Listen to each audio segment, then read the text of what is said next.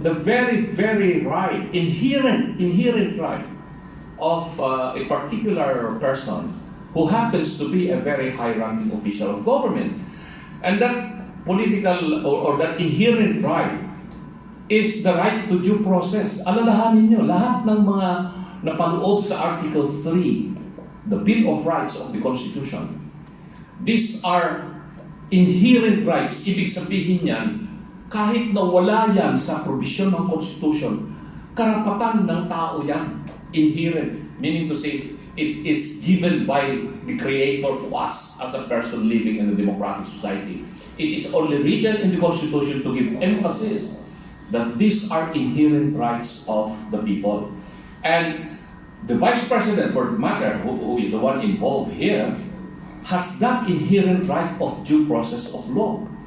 And the Supreme Court in this particular case made a very comprehensive definition of what due process really means. It is not just the right to life, liberty, or property. It's not that. It's more comprehensive than that. Meaning to say, it includes the enjoyment of the right to life, liberty, and property. Tatanggalin mo yung Vice Presidente. You are not just depriving her of her right to life or property. No? Tatanggalin mo yung kanyang enjoyment of her right to life. So sabi ng Supreme Court, that is the very essence of due process. Kaya maliwanag yung sinabi ng Supreme Court dito na mali yung sinasabi, ito I'm going to make interpretation, mali yung sinasabi ng mga congressmen or other people that are trying to defend your position ng House. Because they are trying to convert this issue on impeachment purely political. That this is just a political question that can only be decided by the people or through the chosen representatives who happen to be the congressmen and senators. Pero sinabi ng Supreme Court, no. Impeachment is not just a mere political process. It is a constitutional process that will have to be strictly scrutinized and make sure that there is complete compliance of the provisions of the Constitution.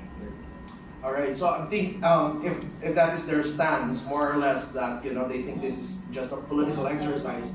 I think it's also right na tanungin natin yung mga ordinaryong tao, di ba? How they're actually seeing this. So Dr. Mata, sa paningin niyo po, bilang isang doktor, mamamayan, very responsible na citizen ng Pilipinas, ano po nakikita niyo dito? Is it principle na pinaglalaban nila, or are you seeing some self-interest na pumapasok dun sa issue na nire-raise nila against the Supreme Court? Yes, thank you for the question, Rob. Ako'y nagpapasalamat sa Supreme Court, dahil parang merong gwardiya tayo.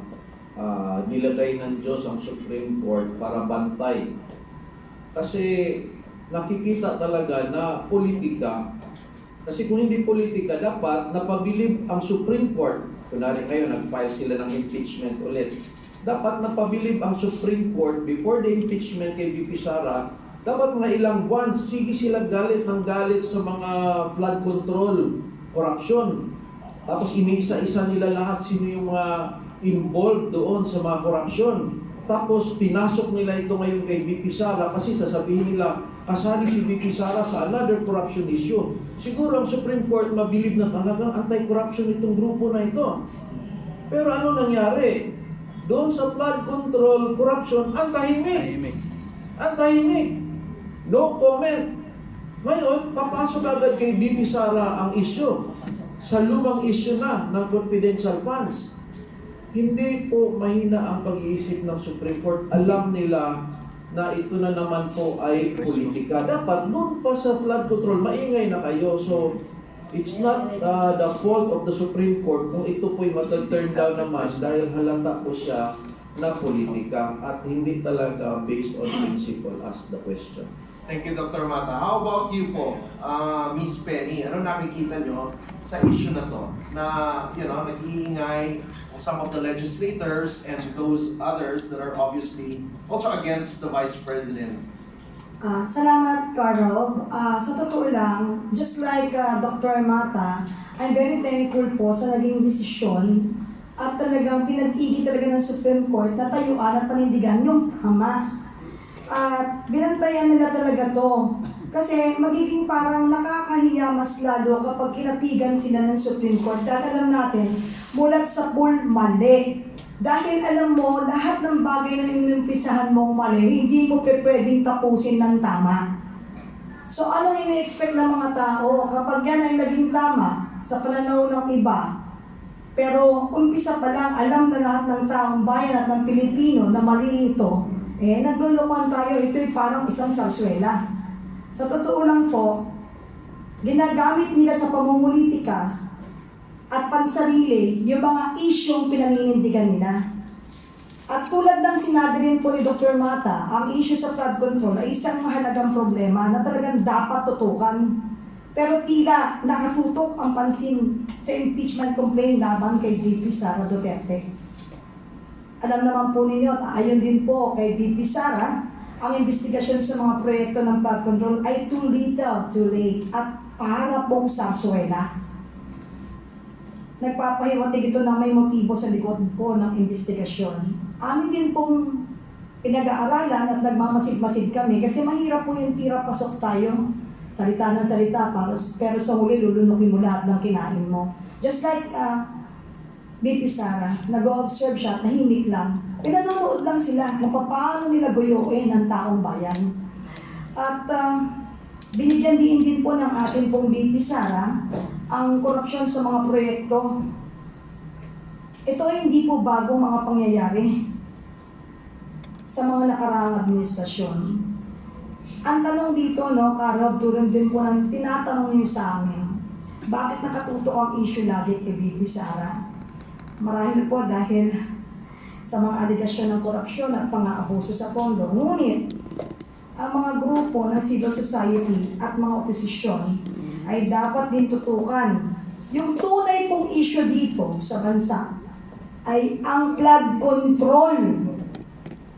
Yun ang dapat makontrol, flood control. Dapat tutukan nila at ikontrol na rin nila ang kanilang mga sarili na manindigan sa mali at gusto lang nilang tutukan at tayuan. Dahil ang bansang Pilipinas ay hindi lamang personal na kanilang gusto at personal na buhay nila. Ang mga aligasyon nila po kay BP Sara, sa totoo lang ginagawa nilang katatawanan ang atin pong bayan. Ginagawa nila po tayong tanga. Ginagawa nilang uto-uto ang mga Pilipino. Mulat sa pool, alam naman natin kung ano ang kanilang agenda.